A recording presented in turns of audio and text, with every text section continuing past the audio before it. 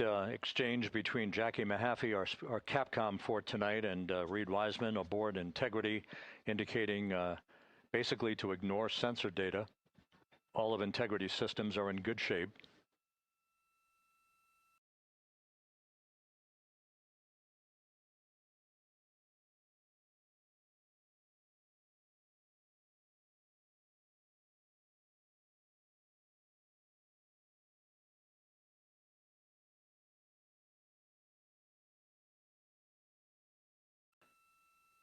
Now, coming up on about 90 seconds till the crew module, service module separation.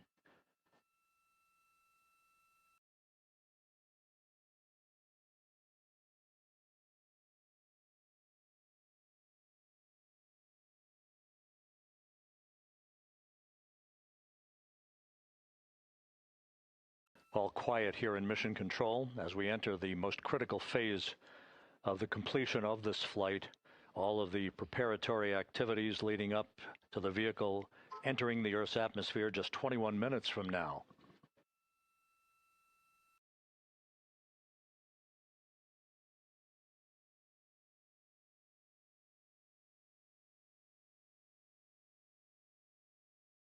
Coming up on 1 minute.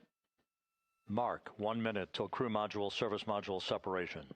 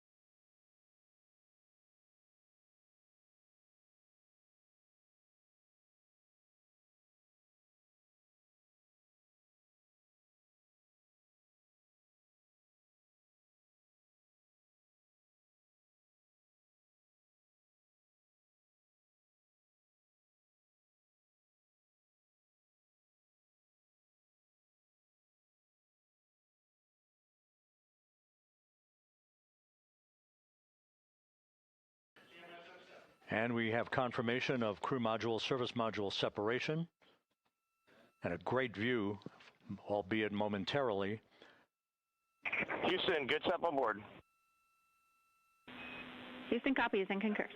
The European service module now separated from Integrity, a job well done. Integrity, no action for the 4 CDH cautions. Those are SM related, not applicable. Integrity.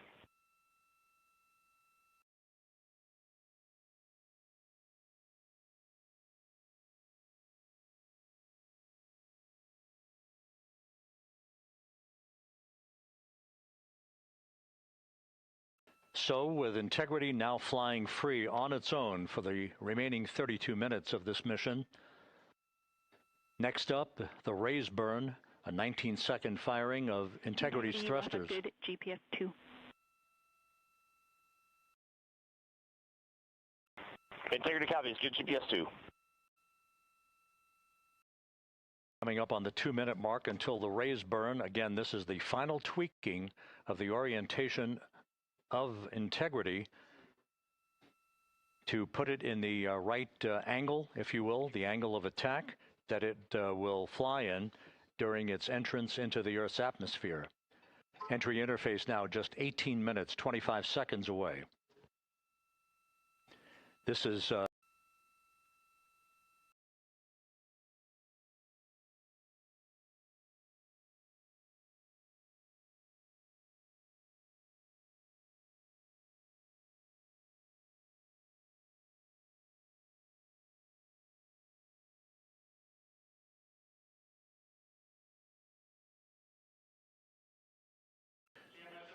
and we have confirmation of crew module, service module separation, and a great view, albeit momentarily. Houston, good step on board. Houston copies and concurs. The European service module now separated from Integrity, a job well done. Integrity, no action for the 4 CDH cautions. Those are SM related, not applicable. Integrity.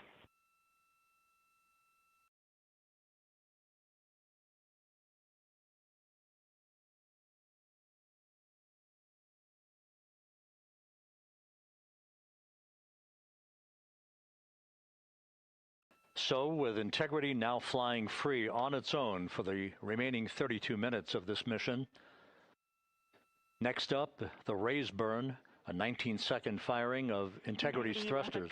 GPS 2.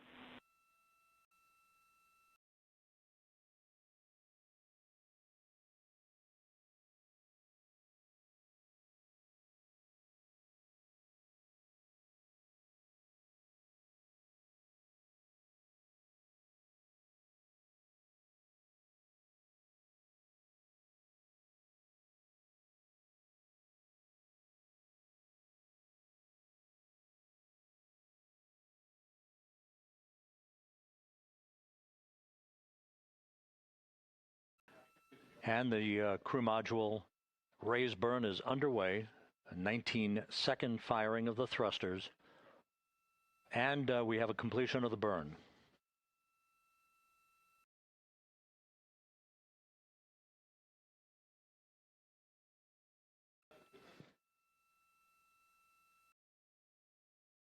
Integrity, good. CM raise burn. Your flight path angle is within limits.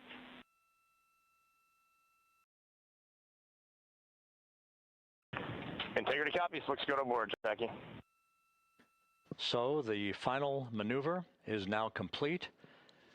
Our trajectory for a splashdown in the Pacific 29 minutes from now is set and will not be amended any further. And we have the right angle of attack to mitigate any excessive heat loads on the vehicle during entry interface. Integrity, Houston, a heads up about comm coverage. When you perform the 180 roll, for the first minute or so in that attitude, we expect about a minute LOS. We copy.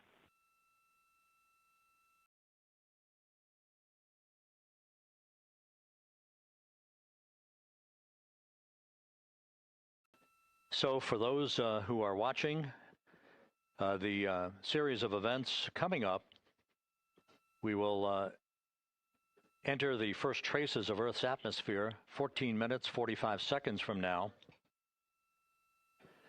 6:53 and 30 seconds is what is pegged for entry interface at an altitude of 400,000 feet, traveling at approximately 34,800 feet per second, range to touchdown or splashdown 1,701 nautical miles.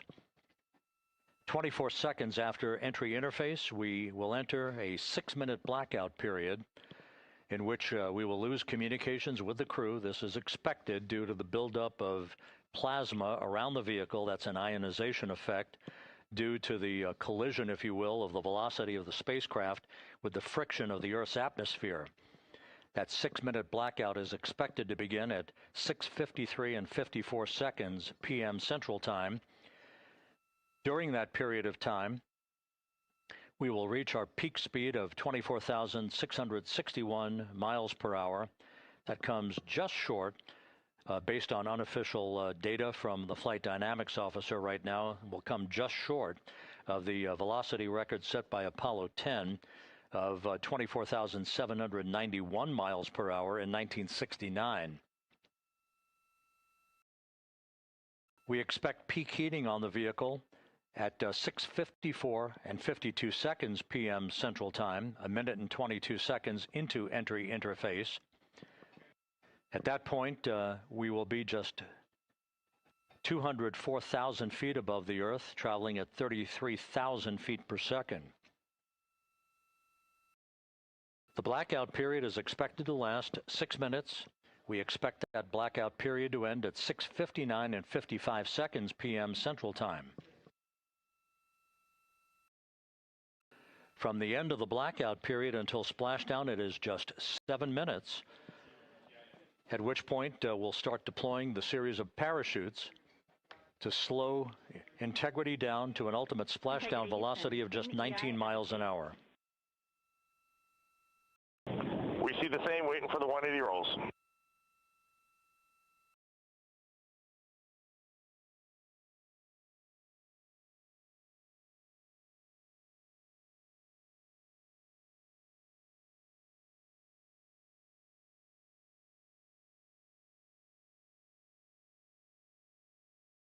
The parachute deployment sequence, once again, will come in several segments, but in rapid fire succession. And we have a great view of the moon out window 2. Looks a little smaller than yesterday. Guess we'll have to go back.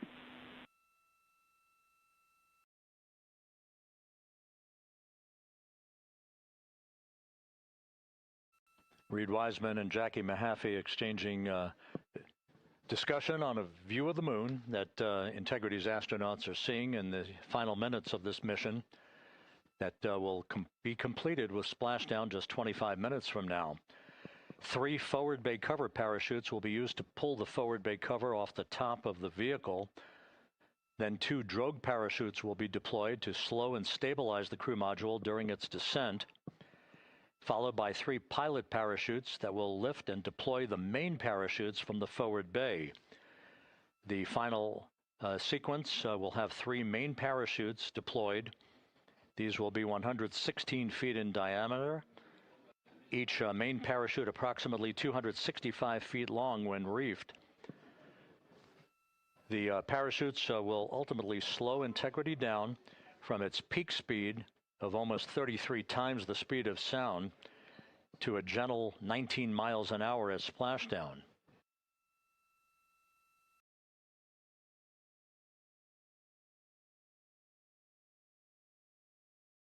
The vehicle is now currently in a roll to the proper attitude for entry interface. Our trajectory is right on according to flight dynamics.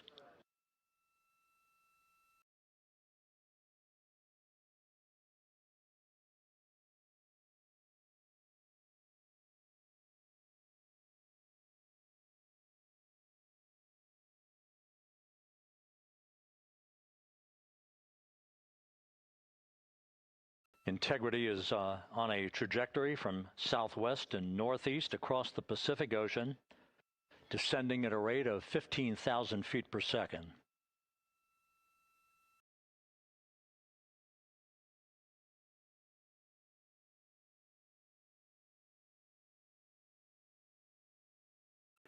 Range to touchdown 4,300 nautical miles, all the systems in excellent shape.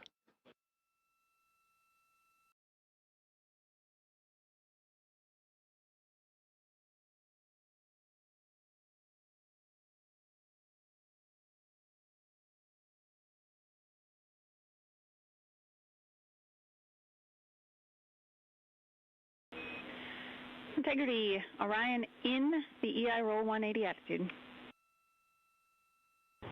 Looks good on board, Jackie.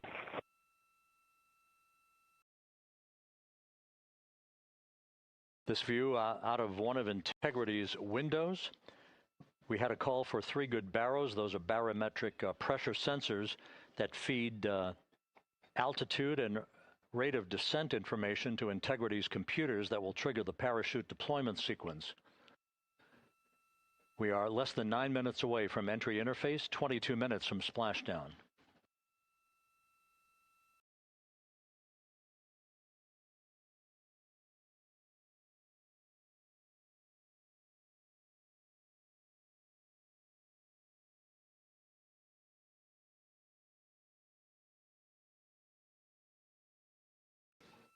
You can see the reflection of one of the crew members in the window.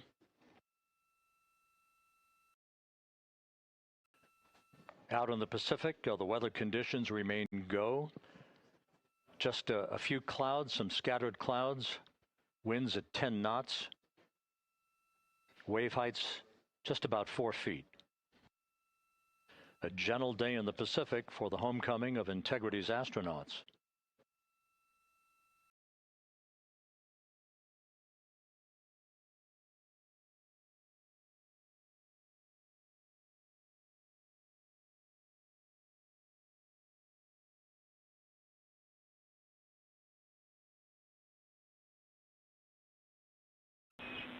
Integrity back in EI attitude.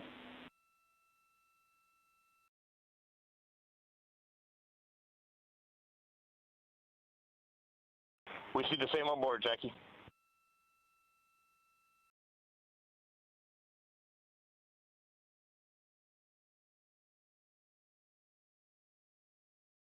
Houston, purge is complete. Crew and vehicle are configured for entry.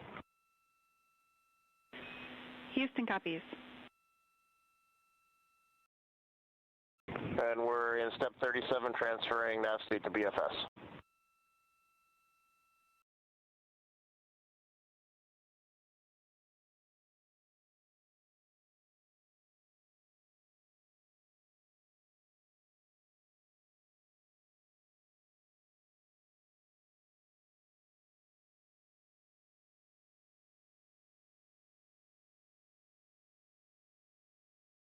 And Houston, in instruction 509, we are not below 0.2.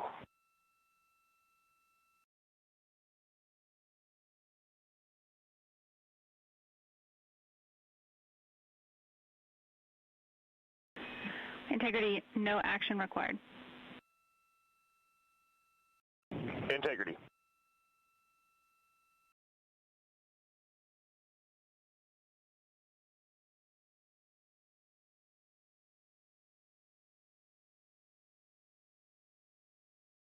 Now 6 minutes away from entry interface, we will hit the first traces of Earth's atmosphere at an altitude of 400,000 feet, traveling about 34,882 feet per second. Range to splashdown at that point will be 1,701 nautical miles.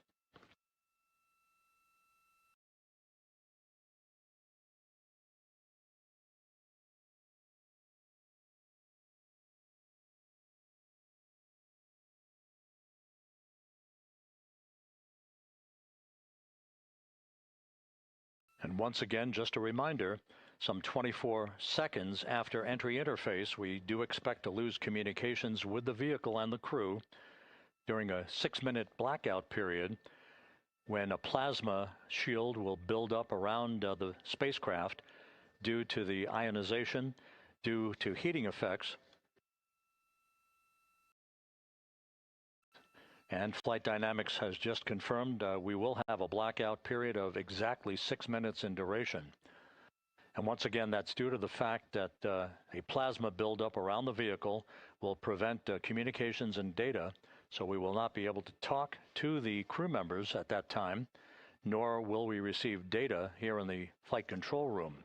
Houston, everything is looking good on board. Just confirm no pre-EI downloads. Houston concurs. That blackout period to begin at 6:53 and 54 seconds p.m. Central Time, and again will last about 6 minutes in duration.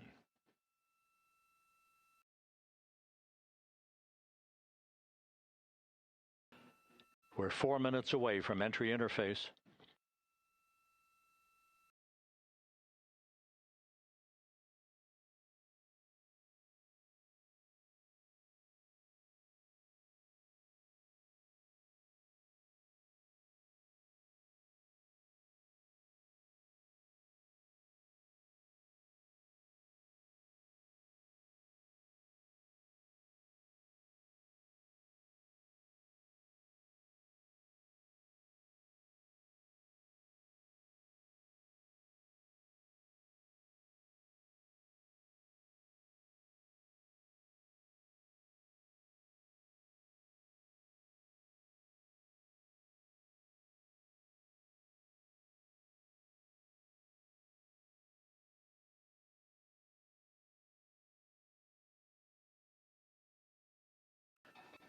This view from Integrity as it crosses from southwest to northeast across the Pacific Ocean, 3 minutes from entry interface.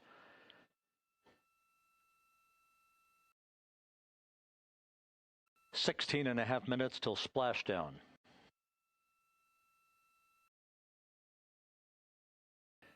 The USS John P. Murtha and the recovery team is on station and in position, as are the airborne imagery assets that we hope to receive imagery from As Artemis enters the Earth's atmosphere and through parachute deployment,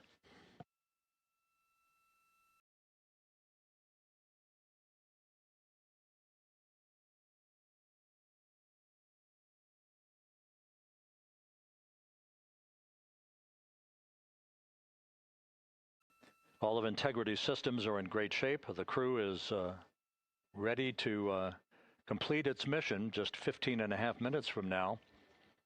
All of the activities today have gone off in perfect fashion. No issues with the vehicle, no issues with the crew. And the weather at the splashdown site is go.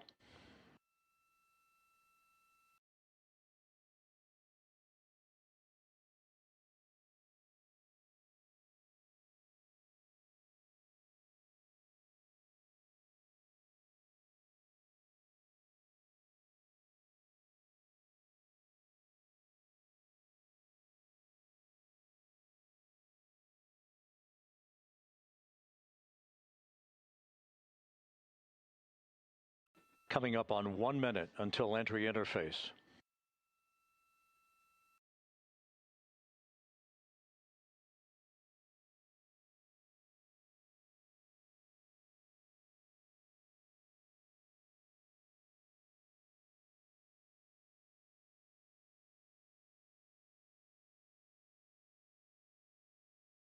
Mark 1 minute until entry interface. 1 minute, 20 seconds until the expected start of our 6-minute blackout. Integrity, 1 minute to a 6-minute blackout. Integrity.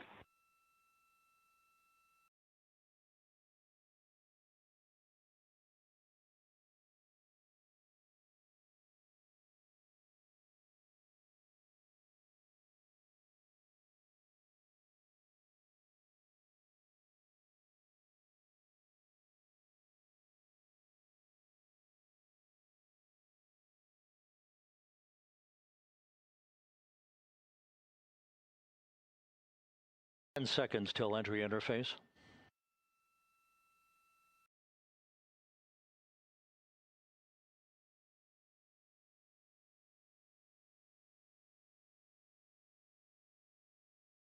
And we have crossed the threshold, now entering the Earth's atmosphere. We're at 400,000 feet, traveling 34,800 feet per second.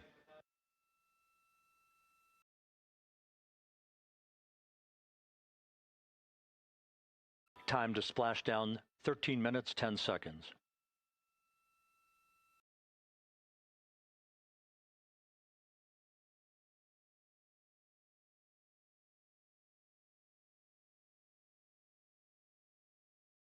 And as predicted, we've entered our communications blackout. This will be a 6-minute blackout period. No voice, no data from the crew.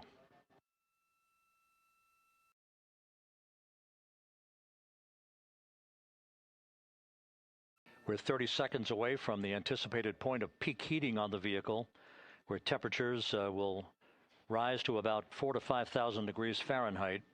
This is the true test of our trajectory.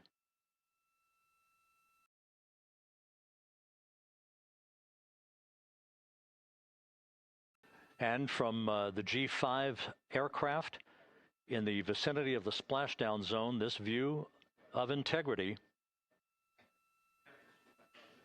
So that pinpoint of light shows the vehicle as it enters the period of peak heating in the Earth's atmosphere, the first tug of gravity being felt by Integrity's astronauts since their launch back on April 1st.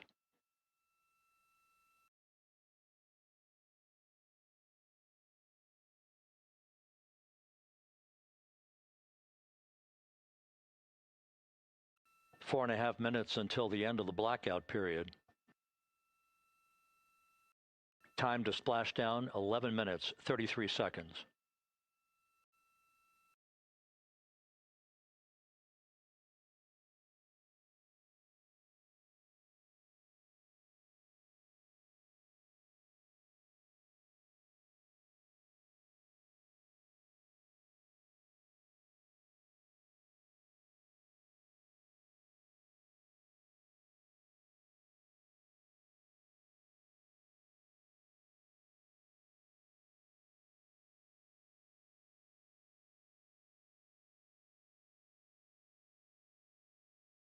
The landing and support officer reports that the P3 has acquisition on integrity.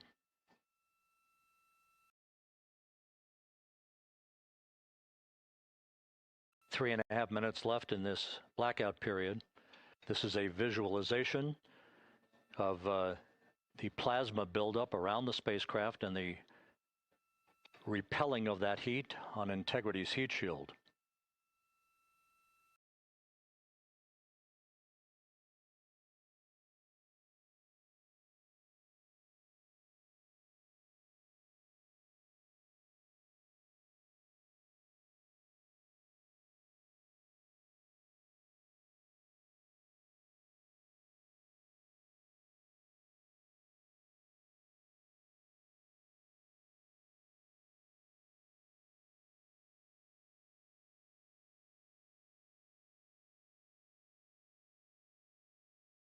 Flight Dynamics reports that airborne assets in the vicinity of the splashdown zone do have a visual on Integrity.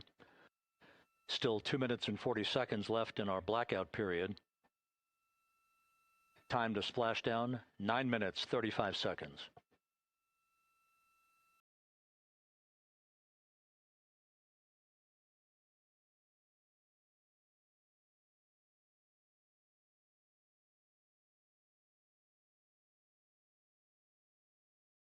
Multiple airborne assets as part of the recovery team all have visuals on Integrity.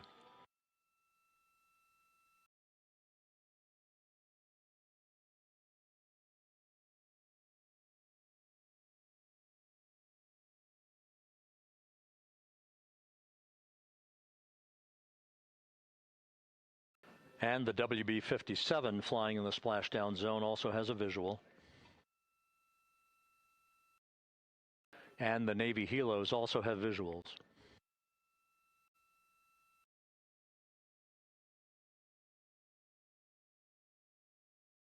We're still in the blackout period. Still do not have communications from the crew.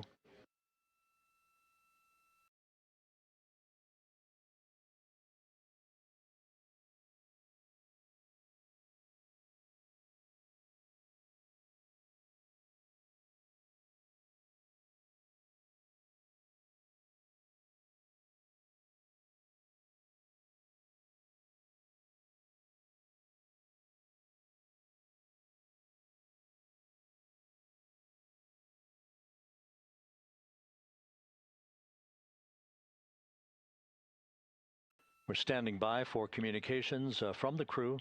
We should be out of the blackout period less than a minute from now.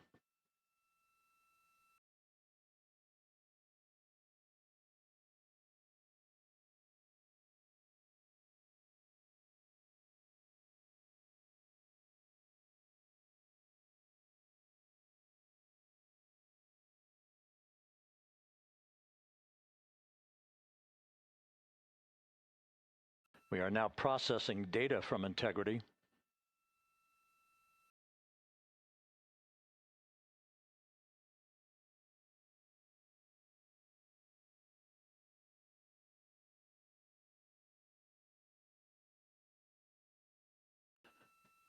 Landing and support officer reports the small boats are en route to the splashdown target zone.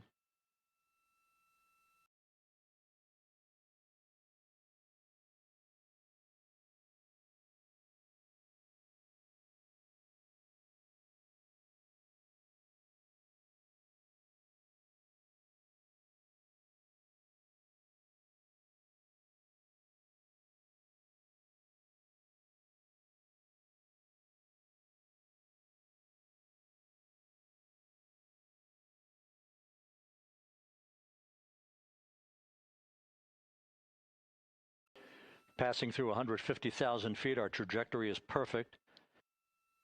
We're getting intermittent views of Integrity. Still waiting to establish voice communication.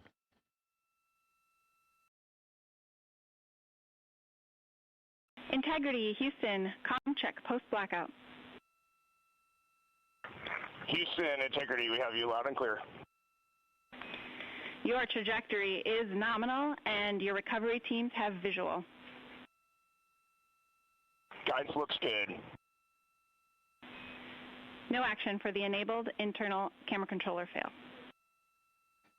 Big cheers from the viewing room here in Mission Control as voice communication reestablished with Commander Reid Wiseman.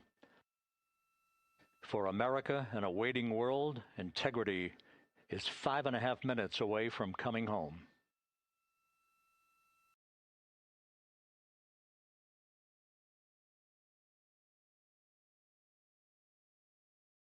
Passing 100,000 feet now. Range to Splashdown 19 nautical miles.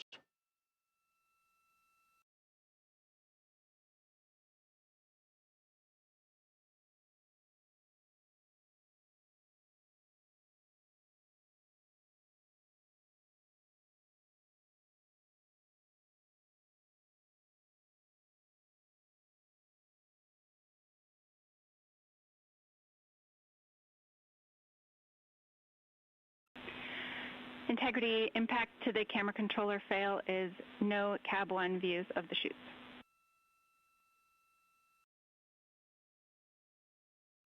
Integrity. We're processing good data through the GPS system. A good view of Integrity, time to Splashdown 4.5 minutes.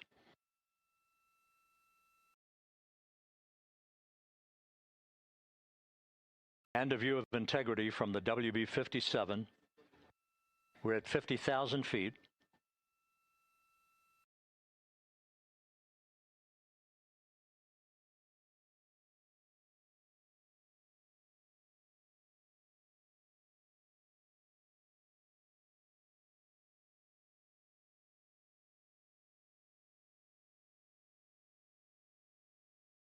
The pyros are armed for forward bay cover jettison.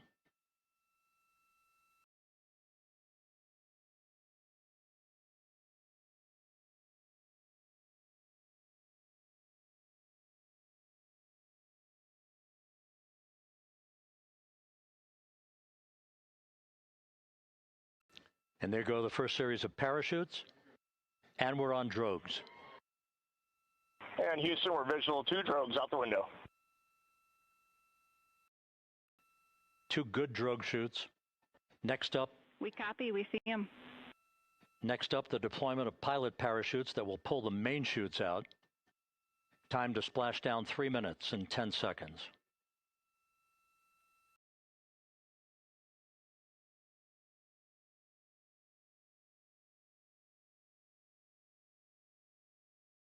Perfect descent rate according to flight dynamics. Good rates on 2 drogues. We see the same on board.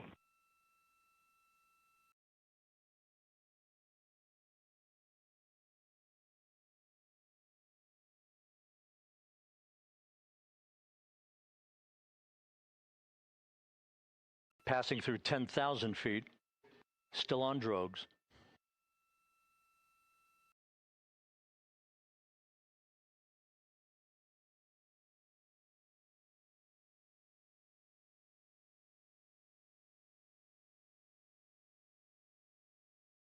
Main chute deploy. We're at 5,000 feet.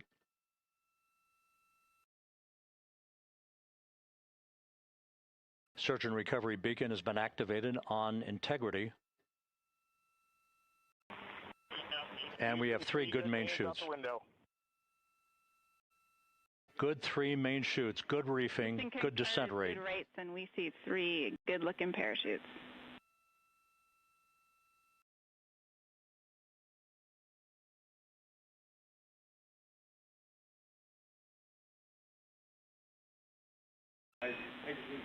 Integrity, cabin pressure indicates no need for hydrazine checks.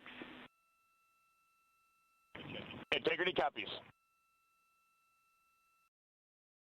This is a perfect descent for Integrity. Its crew sounding hale and hearty on board. Time to Splashdown 1 minute, 15 seconds.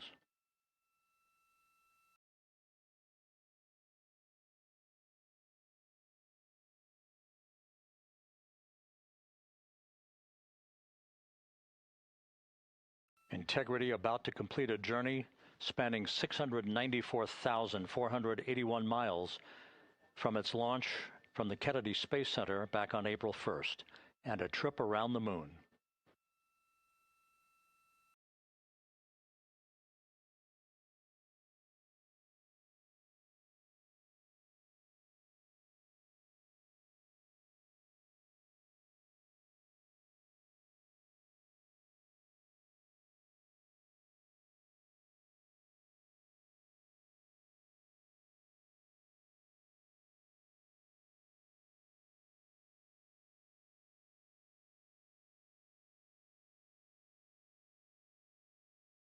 Passing through 1,000 feet,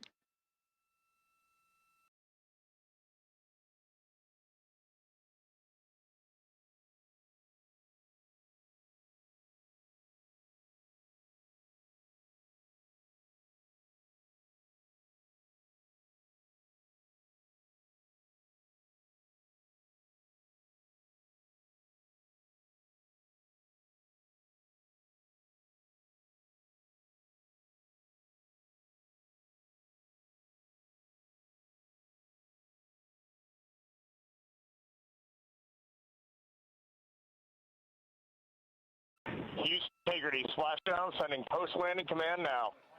Splashdown confirmed. Copy Splashdown, waiting on VLDR. Splashdown confirmed at 7:07 p.m. Central Time, 5:07 p.m. Pacific Time. From the pages of Jules Verne to a modern-day mission to the moon, a new chapter of the exploration of our celestial neighbor is complete. Integrity's astronauts back on Earth.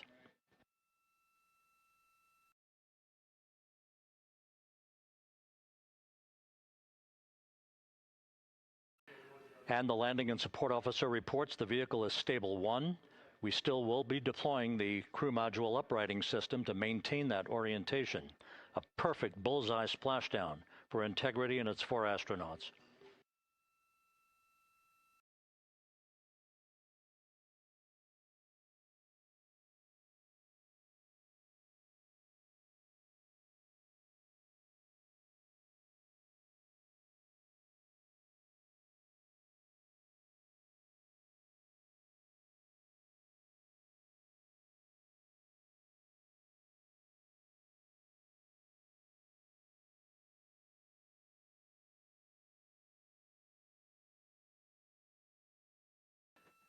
The unofficial splashdown time, 7:07 and 47 seconds p.m. Central Time. We'll get that refined for you.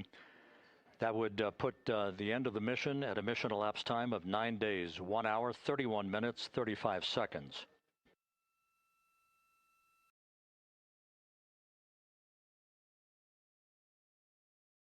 And we're configuring for very low data rate.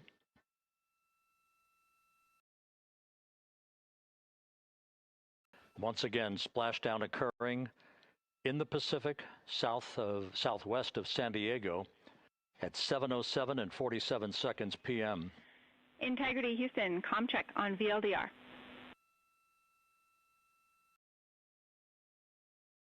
Houston, we have you loud and clear on VLDR. How us?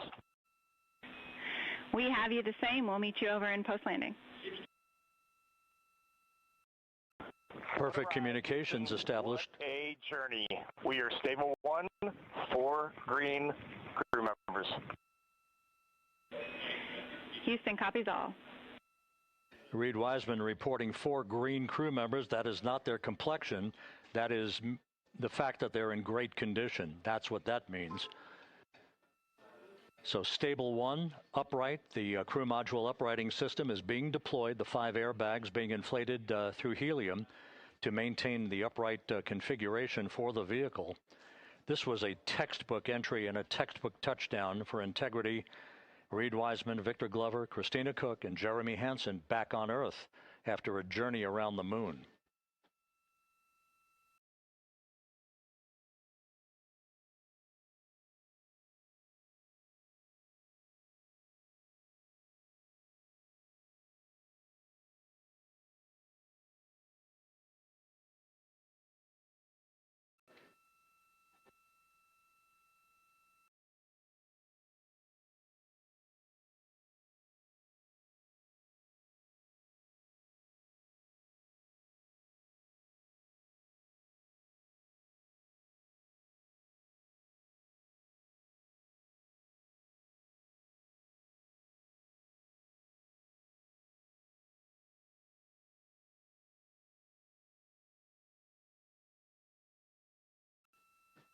We continue to monitor the functioning of the CMOOS system.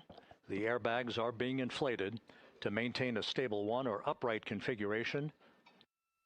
And there's a good view from one of the naval helicopters hovering overhead. Reid Wiseman reporting 4 green crew members, meaning they're all in excellent shape.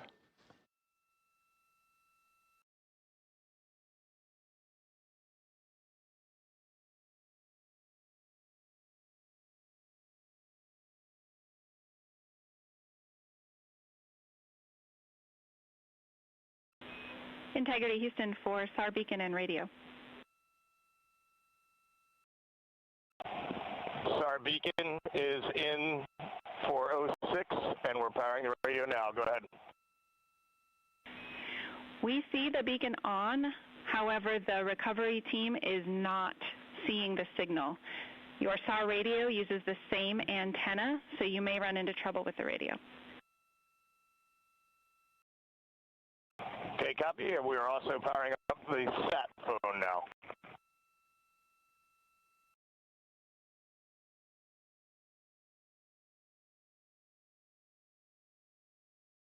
So integrity is in great shape, and as the crew continues its post-splashdown timelined activities on board, Reid Wiseman once again reporting that all 4 crew members are in excellent shape. And we have 5 inflated airbags to maintain an upright configuration so that the recovery team can now begin a slow approach to the vehicle. Meanwhile, here in the flight control room, entry flight director Rick Henfling is polling his team of flight controllers for the start of powering down the vehicle after a thorough systems check. We have no toxic gases to be concerned about, so the recovery personnel can approach the vehicle, but not until we have powered down the spacecraft. That's expected to take a few more minutes.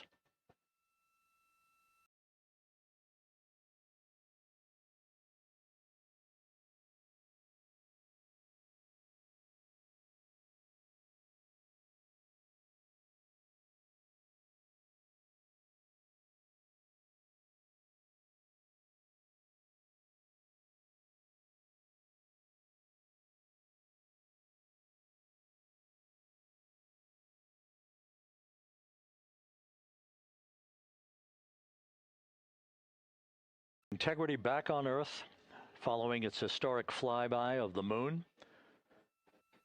It was, for all intents and purposes, a textbook mission. On 28 but I'll remain on this frequency. We copy.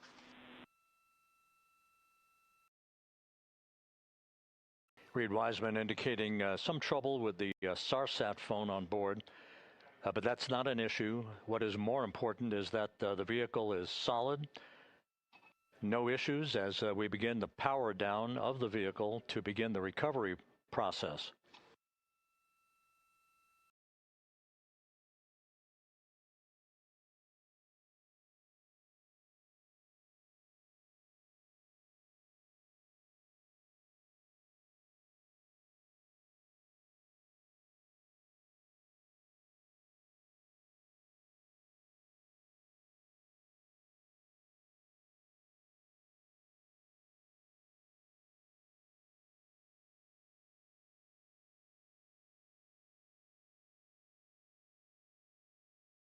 The propulsion officer here in Mission Control reports that we have safed the prop system on integrity. Can you say again? That was very weak and broken.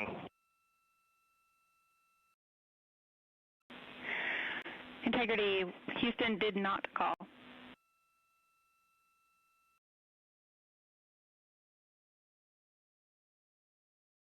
Copy that, Houston. It might have been on the SAR radio. Stand by.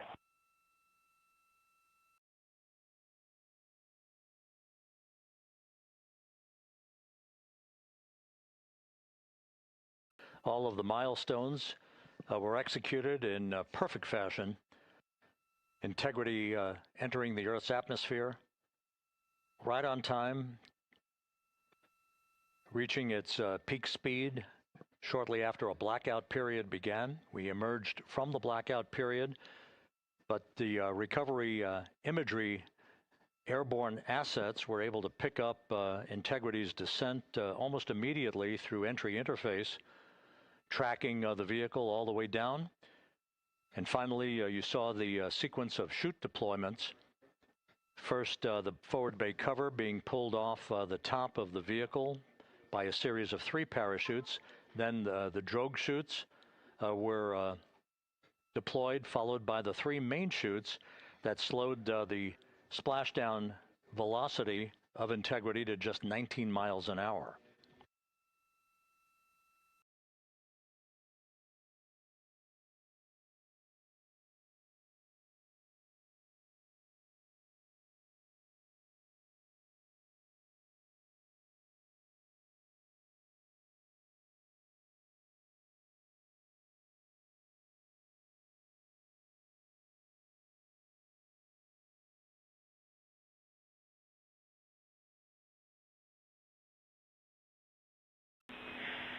Integrity, Houston, with no joy on SAR and SAT phone, we'd like you to command an additional 15 minutes for a total of 30-minute power down delay.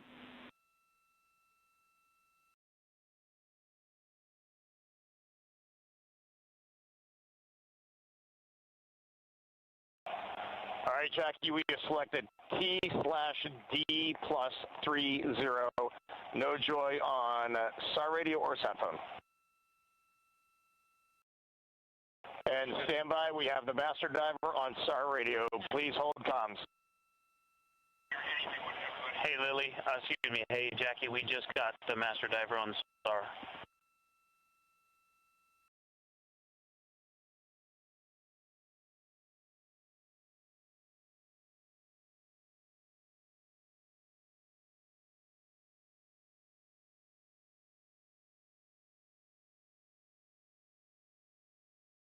A good view of one of the fast boats. Integrity, Houston, if you are happy with your comm with master diver, you can go back to the 15-minute power down. Okay, stand by. Yeah, we'll confirm here in a second. The crew on board Integrity coordinating with the flight control team in Houston here in Mission Control on the timing of the power down of the vehicle, which will be the precursor to the recovery teams approaching the spacecraft. There are no issues with Integrity. We've had a bit of broken capability in establishing a SARSAT or satellite phone communications capability between the crew on board Integrity and the recovery team. That will get sorted out here shortly. There's plenty of cooling on board Integrity, so there's no rush to begin the power down. I'm trying to call you on the sat phone and not getting an answer there either.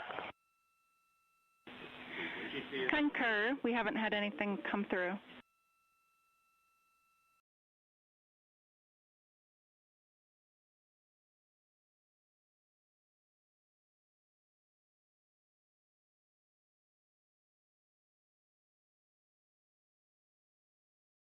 Houston, if you could relay to recovery that we hear them, but it does not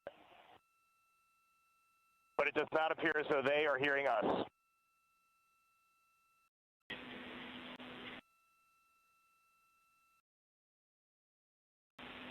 Houston copies, and Reid, just to confirm, you are pushing the PTT on the radio.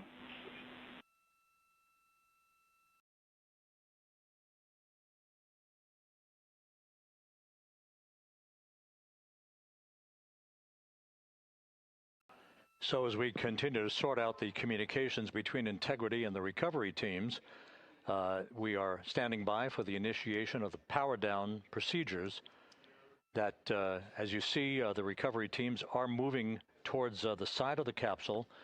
The next major event will be the erection of that large inflatable raft called the front porch. That will be the port of call for the crew as they're being extracted one by one from the vehicle.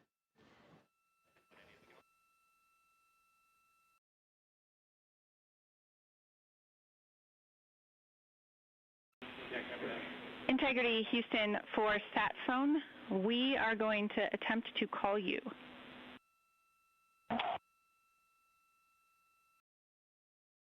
Good idea, standing by. And Jackie, yes, we are pushing the push-to-talk, the two buttons on the left side of the radio below the up-down arrows. We are utilizing them. I'm rebooting the radio to see if we get good comms. Okay, we copy all, and just to confirm, you are seeing that you are touchdown plus 3030 for power, correct? That's affirmative.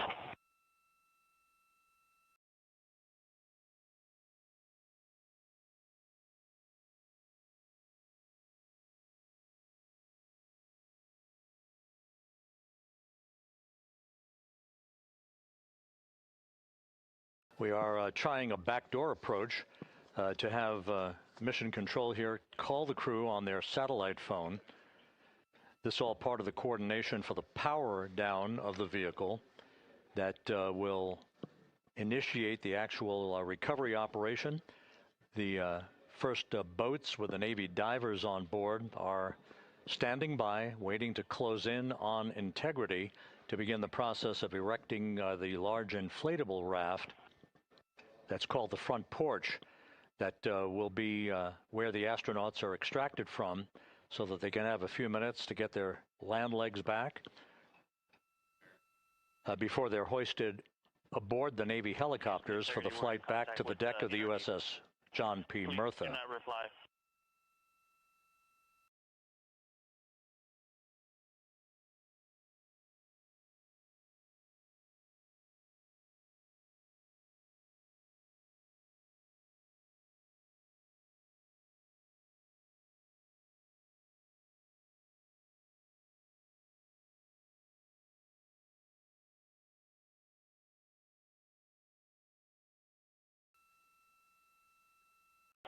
And Houston, please don't reply. NRD, very weak,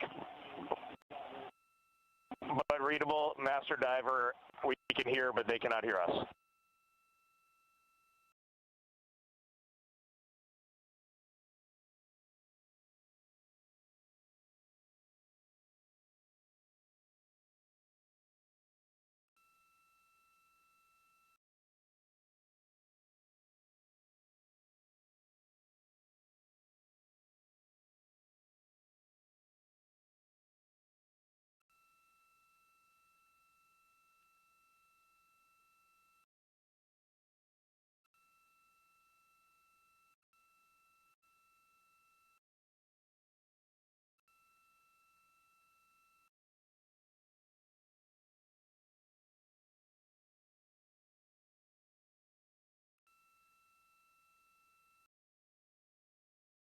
And Houston on OE1, is there any chance to tie us into NRD?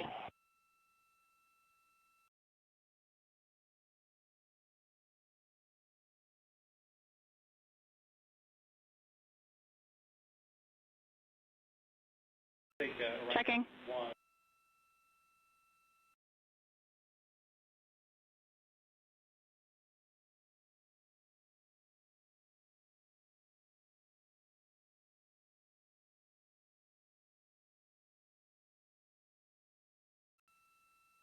This is Mission Control, Houston.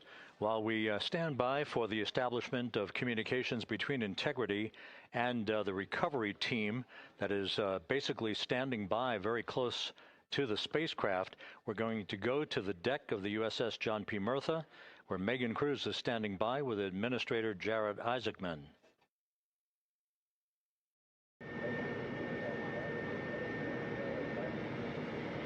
Hey, Rob, yeah, just such an honor to be able to be here on the ship, to be able to share and experience this moment with everyone together. And of course, as you just said, yes, here with NASA Administrator Jared Isaacman. Administrator, how did you feel getting to witness this and seeing NASA at its best?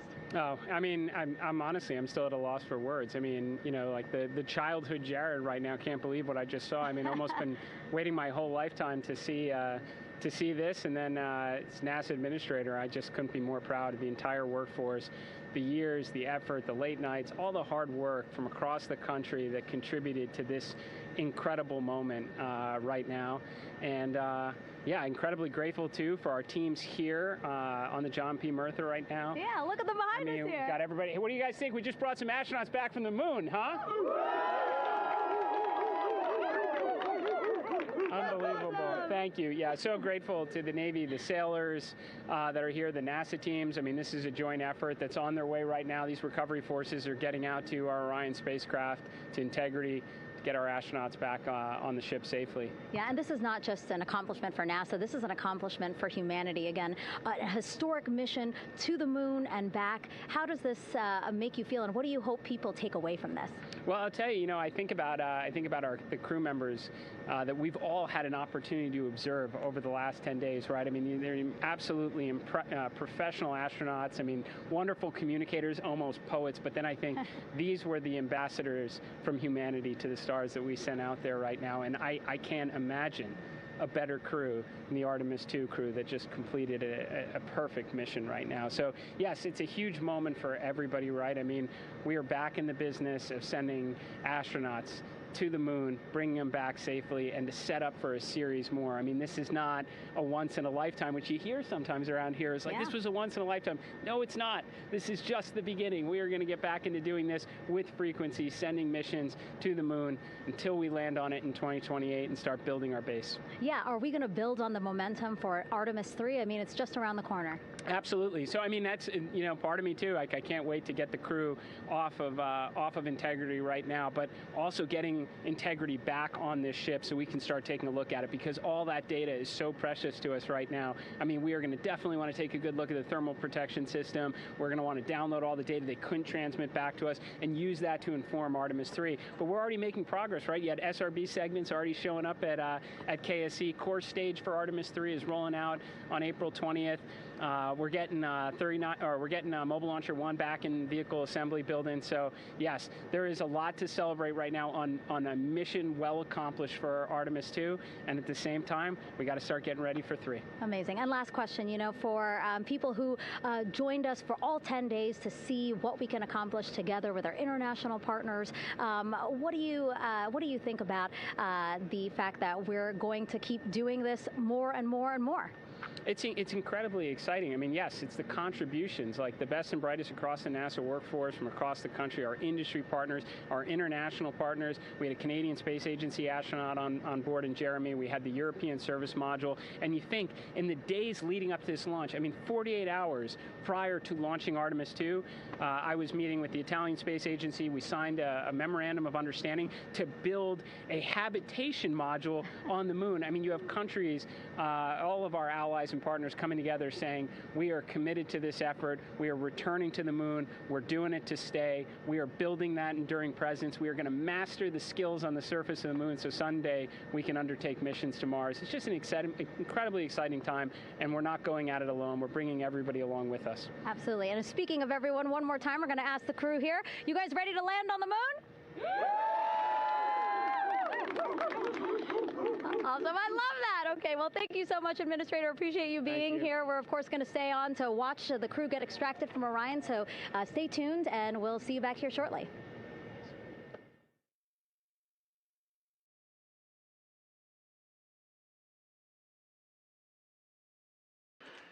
Thank you, Megan, and thank you, Administrator Isaacman. We are in the process of working to establish that communications link and to establish the procedures that will lead to the power down of the spacecraft, which is gently bobbing in the Pacific following a bullseye touchdown that occurred at 7:07 p.m. Central Time, 5:07 p.m. Pacific Time, 2.5 hours before sunset in the Pacific, southwest of San Diego. We have once again heard from the crew during that interview opportunity with the administrator, and we have 4 healthy crew members on board.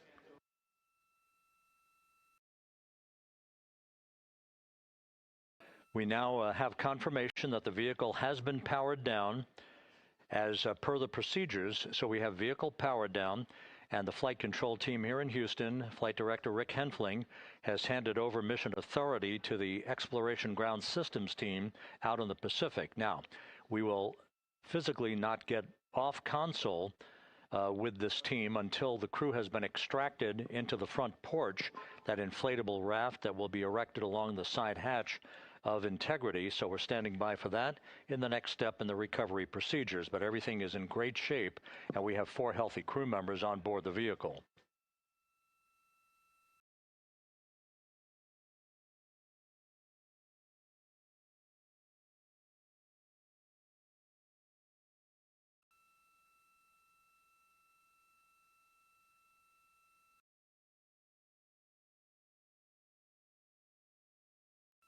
All of the entry events went by the book, no issues, perfect trajectory for Integrity that was culminated with one final raise burn to improve the angle of attack for the vehicle as it entered the Earth's atmosphere. All of that flight dynamics computation worked like a charm.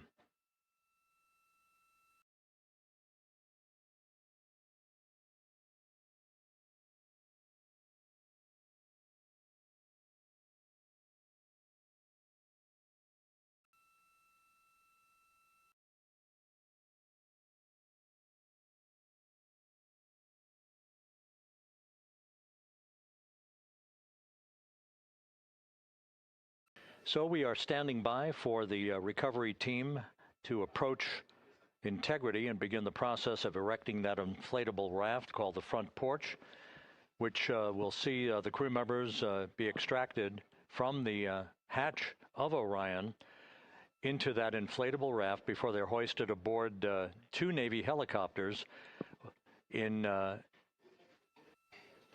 variety of different configurations.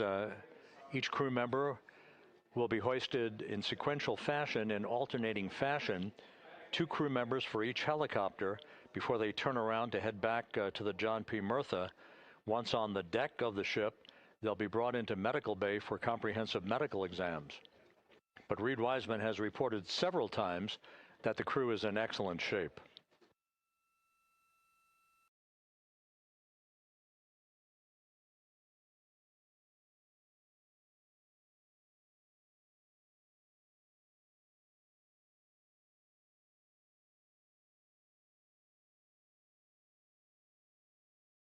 So just to recap, it has been some 26.5 minutes since the splashdown of Integrity in the Pacific. The vehicle is in excellent shape. It performed like a champ all the way down through the Earth's atmosphere. All of the vehicle functions were checked off in excellent trip hammer fashion.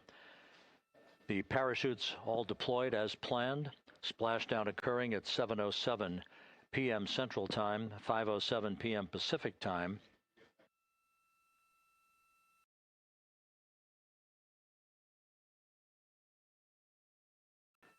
And after a bit of a tussle to try to establish a communications link with the recovery team, we were finally able to run through the procedures for the powering down of the vehicle.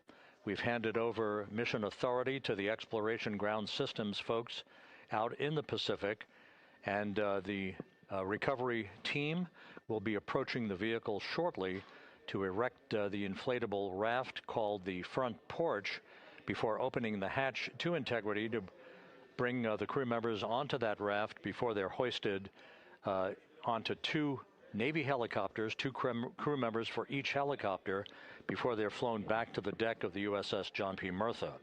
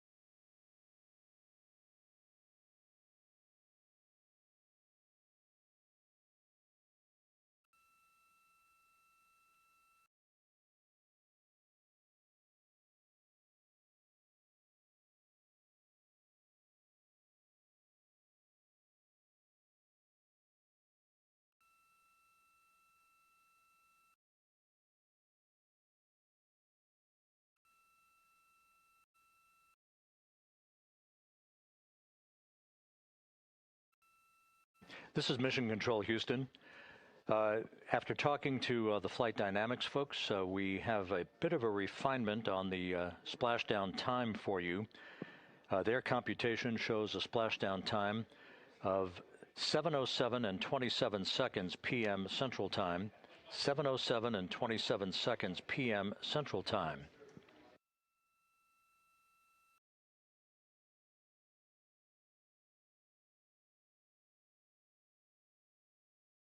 That would equate to a mission elapsed time of 9 days, 1 hour, 32 minutes, and 15 seconds.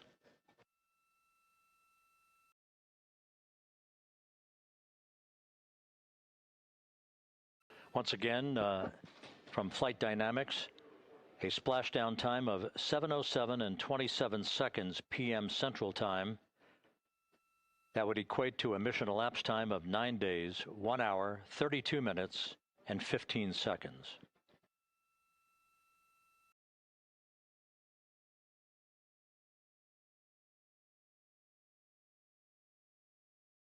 Reports from the Pacific indicate that the recovery team, in communications with the crew aboard Integrity, that the crew remains in excellent shape as they await the approach of the team for a final hazard gas evaluation before they move to the side of the vehicle to erect the inflatable life raft called the front porch.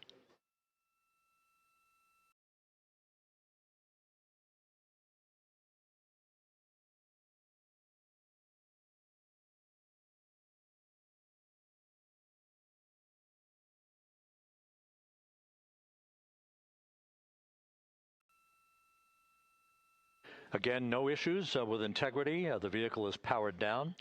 All of its systems are now safed. We have handed over mission authority to the Exploration Ground Systems folks in the Pacific, but we will not stand down and have the entry flight control team depart its positions until that inflatable raft, the front porch, is erected, the hatch open, and the crew having exited the vehicle. So that's the next step in the recovery process that will lead to the hoisting of the crew members. For 2 crew members for each helicopter, they'll be hoisted to a pair of Navy helicopters that will then fly a short distance back to the USS John P. Murtha. What you're looking at is one of the fast boats circling the vehicle to make a hazard assessment.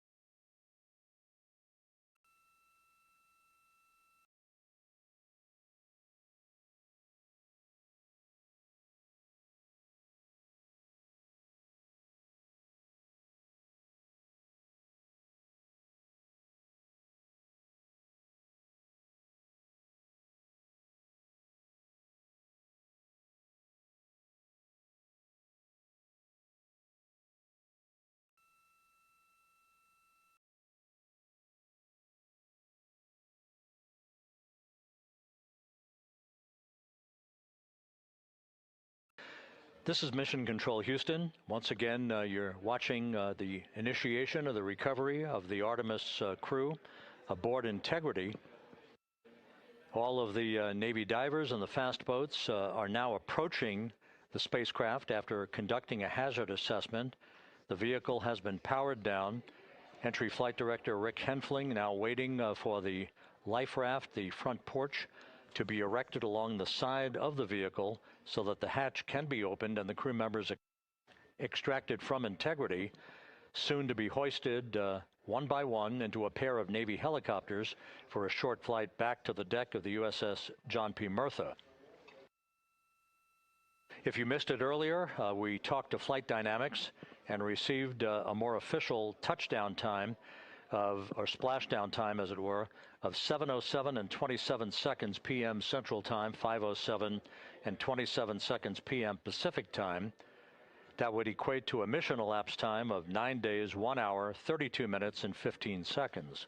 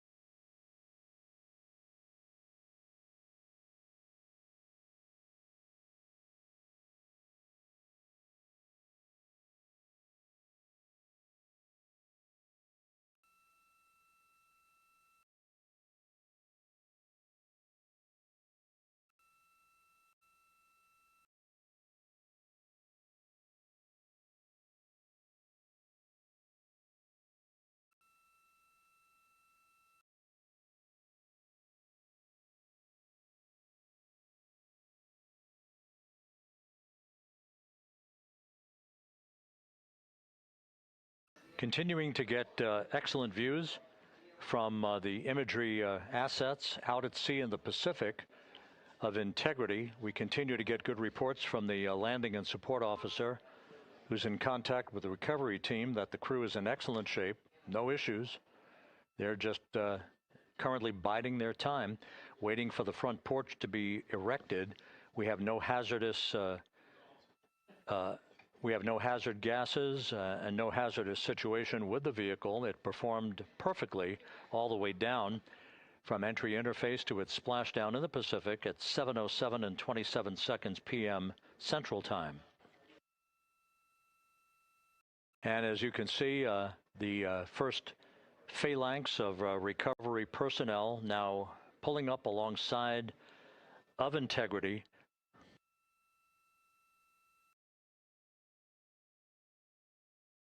This includes Navy divers and Navy flight surgeon and other recovery personnel who have trained for several years for this recovery process.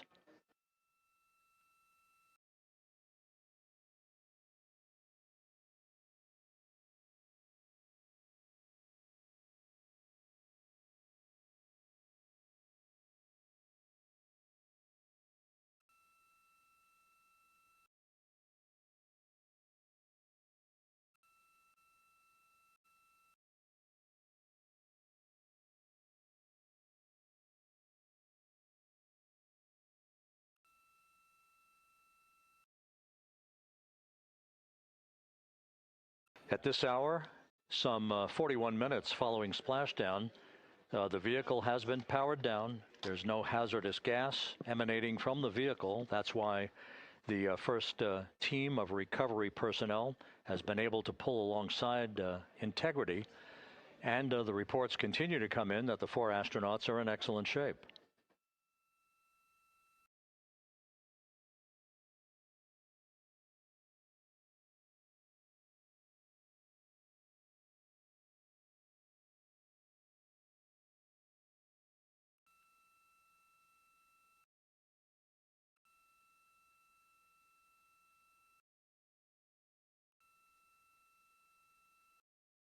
Yes.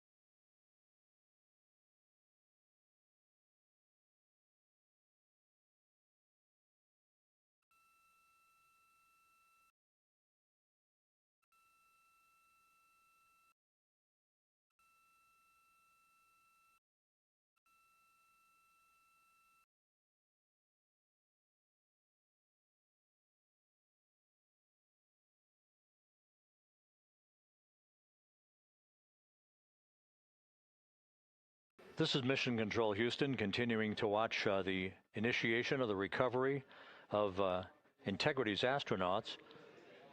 One by one, they'll be brought out of the spacecraft onto a large inflatable raft just a short time from now. In the meantime, we can go back to the USS John P. Murtha, where my colleague Megan Cruz is standing by to provide her situation report. Megan, can you hear us?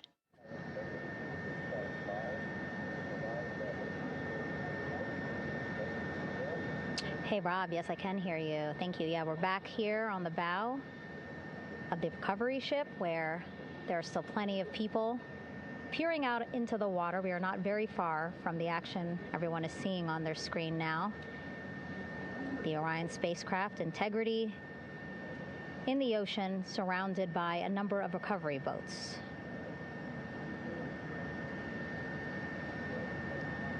As Rob has been saying, in those recovery boats, NASA and Navy personnel specifically trained to get the astronauts out of Orion.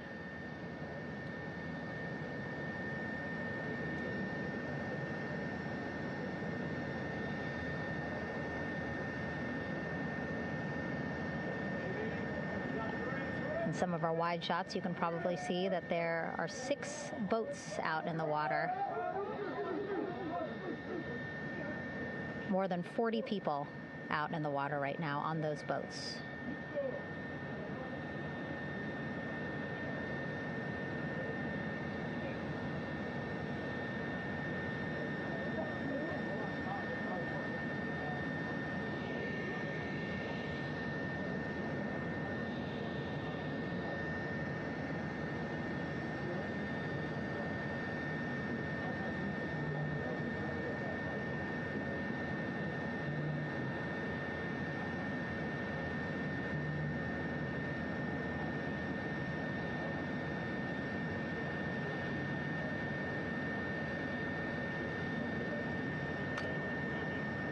First order of business is to set up the front porch and the stabilization collar.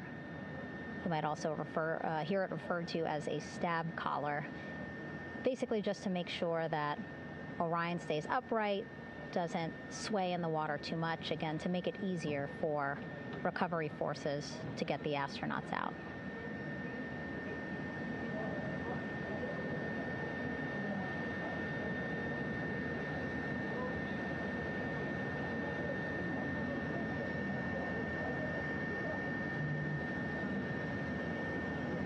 Again, we splashed down in the Pacific Ocean just after 5 p.m. Pacific time here.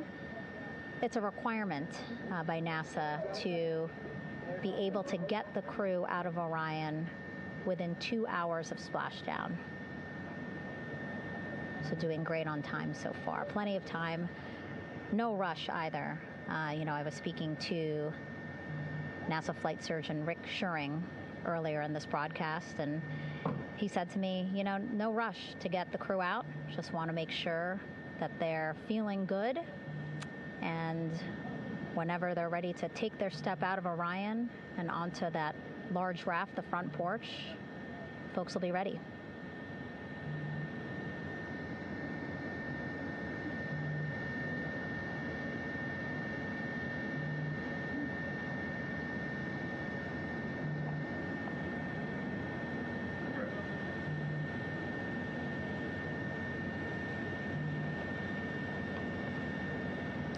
And as there are mission audio loops in mission control in Houston, there is a mission audio loop here on the ship, and it was just reported out that the side hatch is open.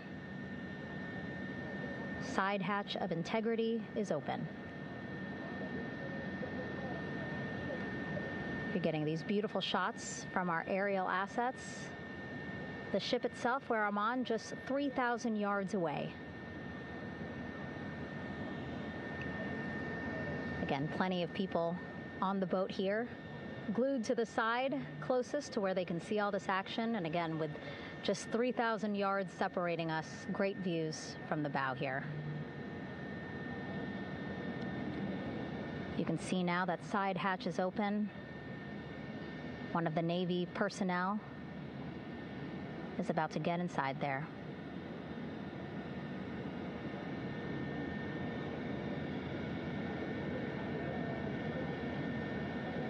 In they go.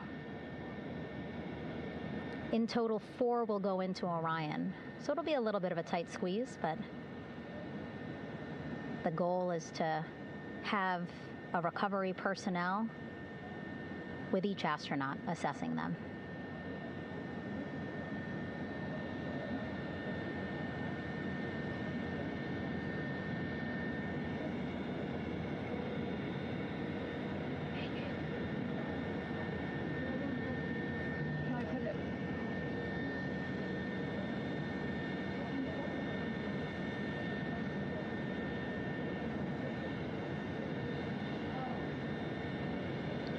Boats getting closer now. Again, that one that's right up against Orion, those are the divers that will go in to the spacecraft to check on each of the astronauts. These other boats will begin doing a number of things, putting on that stabilization collar onto Orion, building that front porch.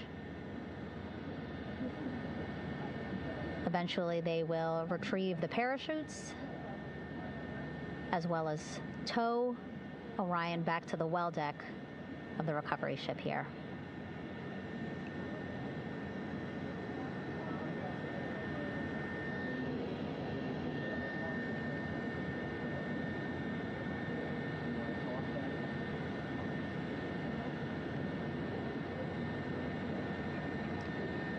And so as we wait for the Navy and NASA personnel to get their assessment of the crew inside of Orion, why don't we toss it back to Rob for an update? Yeah, thank you, Megan. Here in Mission Control, Flight Director Rick Henfling and the entry team of flight controllers still on duty. The vehicle has been powered down for some time now. There are no hazardous gases emanating from integrity. That, of course, allowed the recovery personnel to approach the vehicle and then open the hatch to begin the initial medical assessment of the crew, as you just indicated. Now we're standing by for the erection of that inflatable raft, the front porch, alongside of the vehicle that will enable the crew to be extracted one by one onto the raft, have a moment or two to get their land legs back before they're hoisted into two hovering Navy helicopters, 2 crew members for each helicopter, for a short flight back to the deck of the USS John P. Murtha.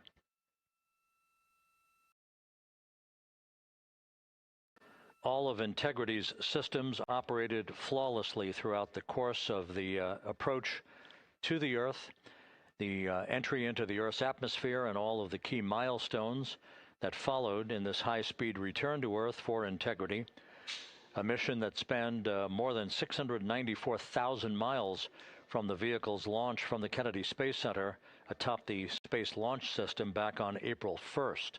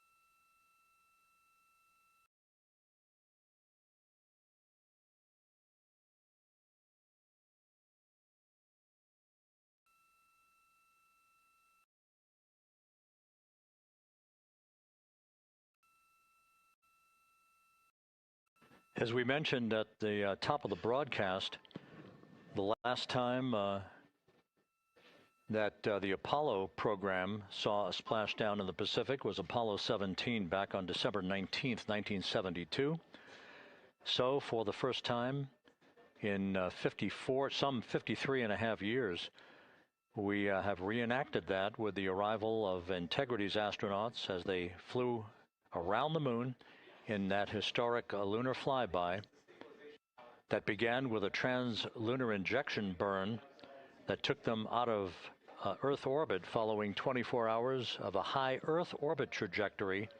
The high Earth orbit trajectory enabled flight controllers here to have a full 24 hours to evaluate the systems on Integrity and the condition of the crew before they would commit to flying to the moon.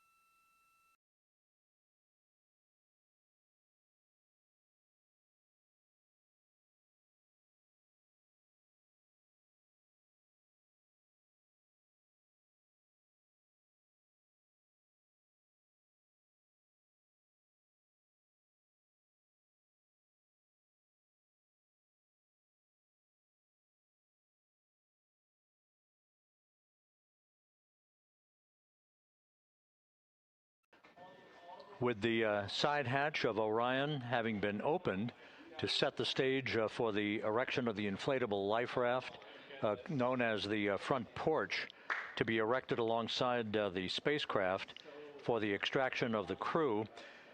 Let's play for you an interview that my colleague Megan Cruz conducted on the USS John P. Murtha with Navy diver First Class David McMahon that explains how this process is unfolding.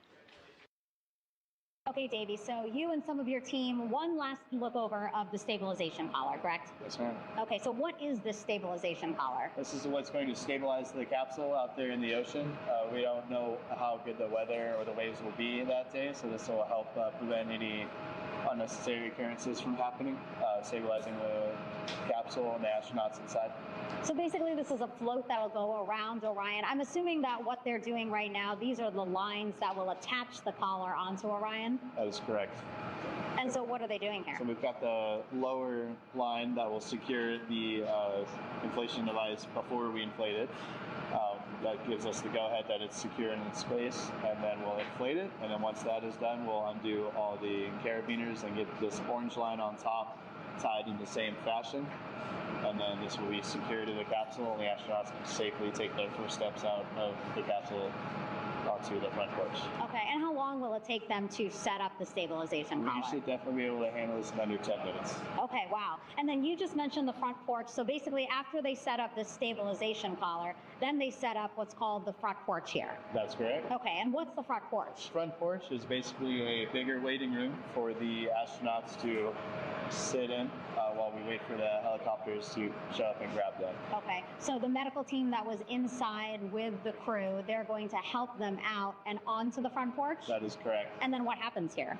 We have higher trained medical personnel also on board the front porch that will give them lookovers and just make sure they're okay while we wait for the helicopters to show up.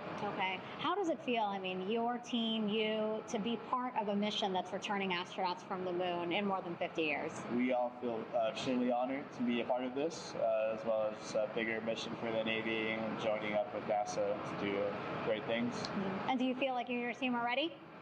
Yes, very ready. Cool. All right, thank you so much. Thank you.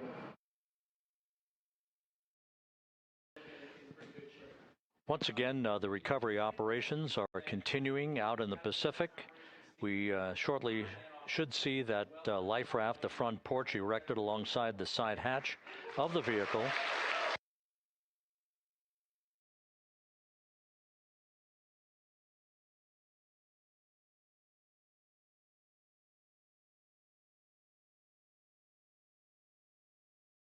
A number of flight controllers have come into the flight control room to receive congratulations from Entry Flight Director Rick Henfling. But we're going to stick with our operations out in the Pacific as we await the extraction of the 4 crew members who are reported to be in excellent condition.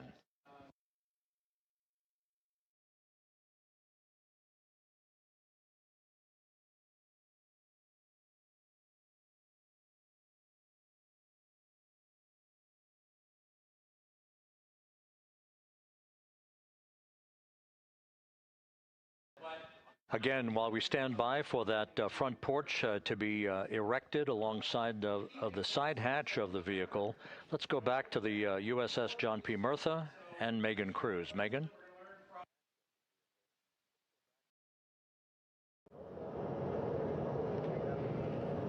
Hey, Rob. Pausing now to listen to some internal audio loops. Again, the operations team here on the ship communicating with everyone out on the water. It seems like currents are hindering them a little bit from unfurling and inflating the stabilization collar as well as the front porch. But again, the requirement to get the crew out within 2 hours of splashdown, plenty of time. So no concerns just yet. But as calm as the water looks, yeah, it looks like it's hindering the teams just a tad.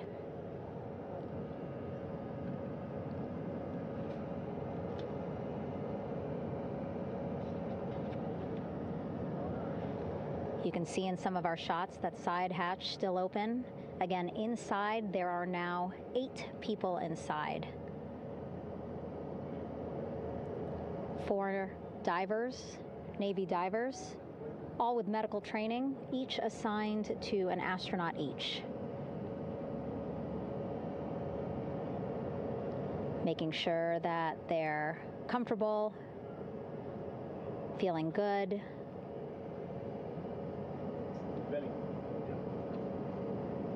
As you've heard us say in the broadcast, you know, they expect a little bit of discomfort. Again, these astronauts just traveled back to Earth at 25,000 miles an hour, a nearly 695,000-mile journey around the moon. If you think you get carsick.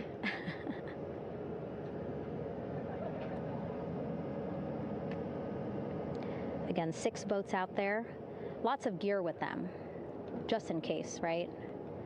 As we said, the crew reported feeling great, but again, all those folks out there in case they weren't, right? NASA is all about making sure we think about every situation that can happen, and so, of course, wanted to be ready in case any of our astronauts needed more medical attention while out there in the water.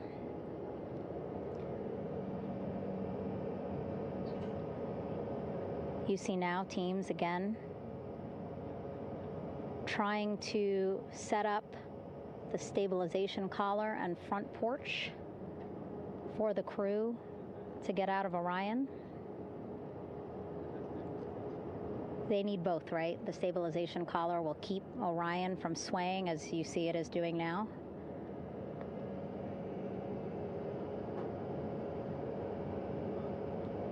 And then they will connect the front porch to the stabilization collar so that the crew can take 2 steps and they will be in the front porch.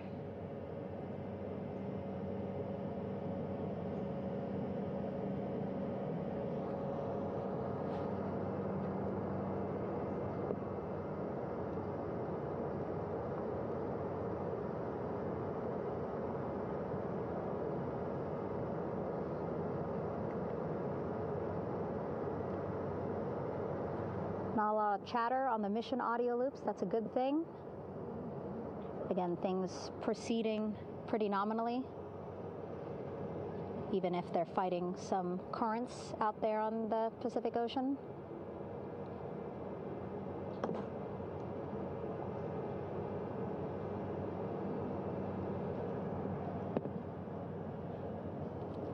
Again, the goal, setting up the stabilization collar and the front porch so that the crew can rest comfortably in the front porch, get placed into harnesses so that 2 helicopters can lift them off the front porch and onto the USS John Murtha here.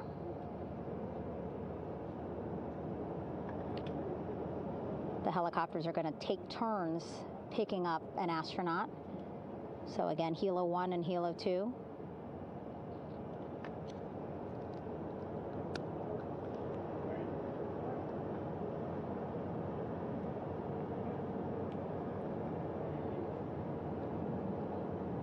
Okay, and the recovery team here on the ship just got a report from the undersea medical officer who is inside the capsule with the crew.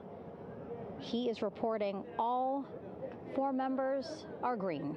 All of our 4 astronauts, Reid, Victor, Christina, Jeremy, green, meaning they are feeling great, not the complexion of their skin. They are feeling great, happy to be home, and ready to be extracted as soon as possible.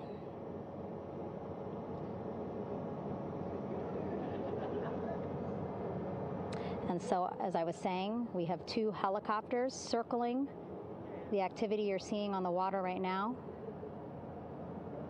Each will take turns picking up an astronaut. So Helo 1 will come on in, hover above the front porch, about 40 feet above the front porch.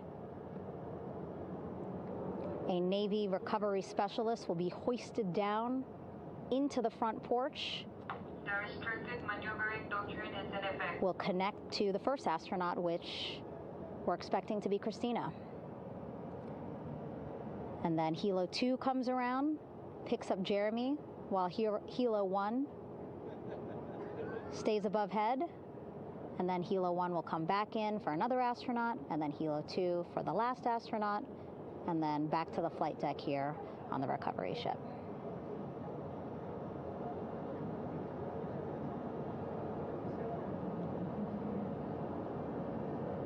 I was talking to Assistant Artemis Recovery Director Paul Sierpinski. He said helos are a much quicker, safer way to get on board. They did actually consider boats, but then if you think about it, longer time, the crew would have to move through more of the ship. This way the helos will give a more direct, quicker route to the medical bay for our 4 astronauts.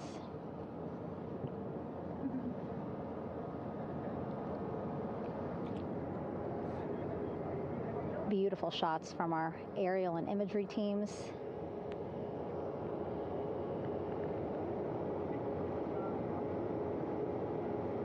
Clouds have dissipated for a clear view from the bow of the recovery ship here.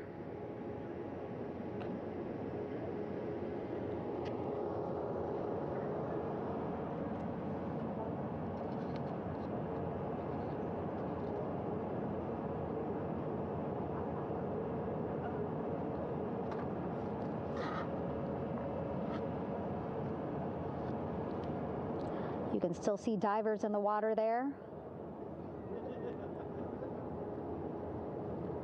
Encircling Orion, that is that stabilization collar we've been telling you about. As you saw in that interview just a few minutes ago, they have to first connect it to Orion, and then once it's secured onto Orion, they can inflate it, and then they'll further secure it with other harnesses and lines.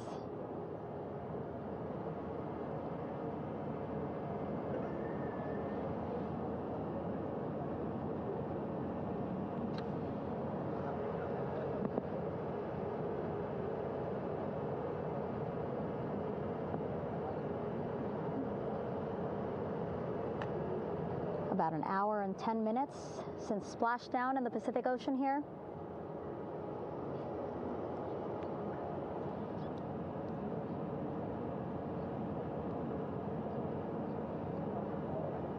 Reid, Victor, Christina, and Jeremy back home after a history-making mission to the moon and back.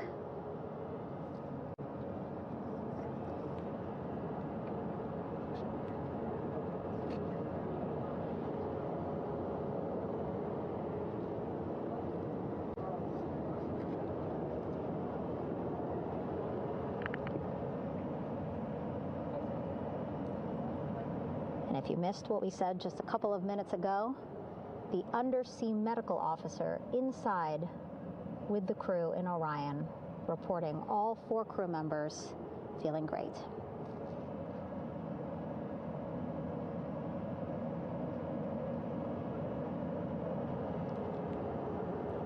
Progress being made there on the stabilization collar. It looks like they are beginning to inflate it.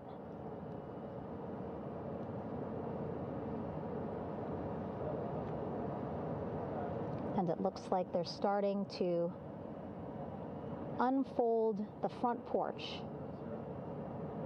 in order to get that into the water here shortly and inflate that as well.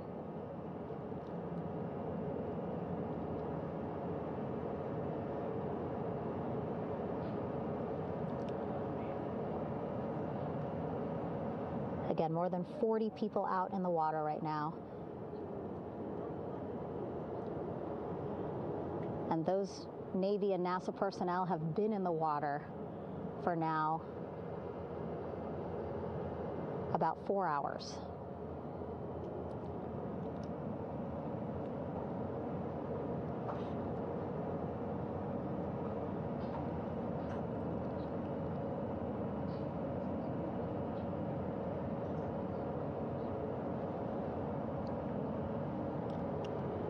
The reason why they had to get out so early is just to stage everything.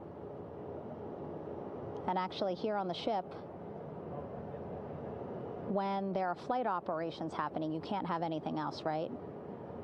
Just because the flight deck can be a dangerous place, so they just want to focus on planes coming and going from the ship, so that's why they wanted to get the boats in the water to make sure that they have all the time they needed for the flight ops. And then the same crew here out in the water, they will stay out in the water for a number of hours after we recover the crew and get them back on the ship, because then they have to recover Orion.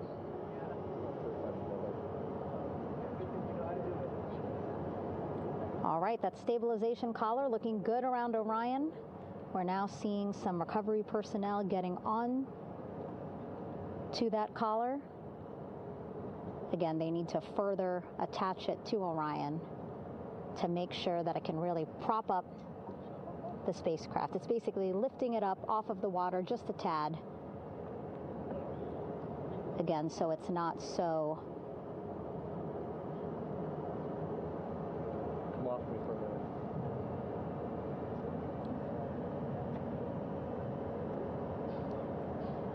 so it doesn't sway so much in the water there.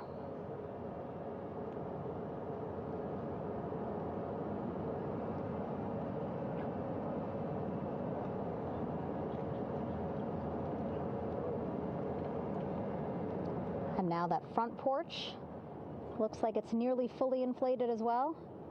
You can see a much larger surface area.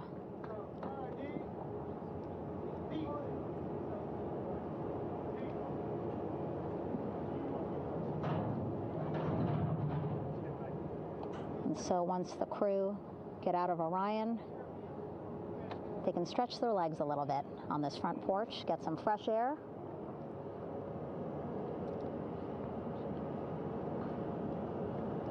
And enjoy this beautiful day here on their home planet.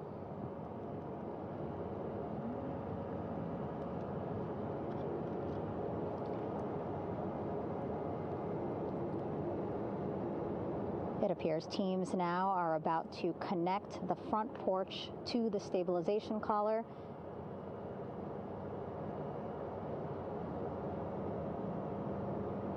And at that point, when both are secure, we should soon see astronauts come out of Orion.